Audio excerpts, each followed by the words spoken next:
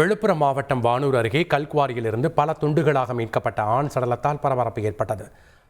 திருவக்கடை பகுதியில் உள்ள கைவிடப்பட்ட கல்குவாரியில் சடலம் ஒன்று மிதப்பதாக தகவல் கிடைத்தது. சம்பவ இடத்திற்கு சென்ற வானூர் போலீசார் மற்றும் தீயணைப்புத் துறையினர் 30 வயது மதிக்கத்தக்க ஆண் சடலத்தை மீட்டனர். சடலத்தின் தலை, கை, கால்கள் ஆகியவை வெட்டப்பட்டதால் அடையாளம் தெரியவில்லை. இதுகுறித்து வானூர் போலீசார் விசாரித்து வருகின்றனர். கடந்த சில தினங்களுக்கு முன்பு இதே கல்குவாரியில் பெண்ணின் சடலம் ஒன்று மீட்கப்பட்டது குறிப்பிடத்தக்கது.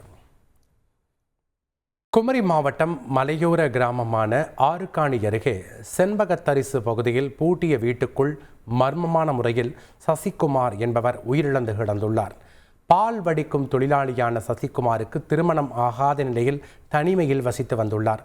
இந்நிலையில் 4 நாட்களாக சசிகுமார் வெளியில் வராததால் வீடு பூட்டியே இருந்துள்ளது.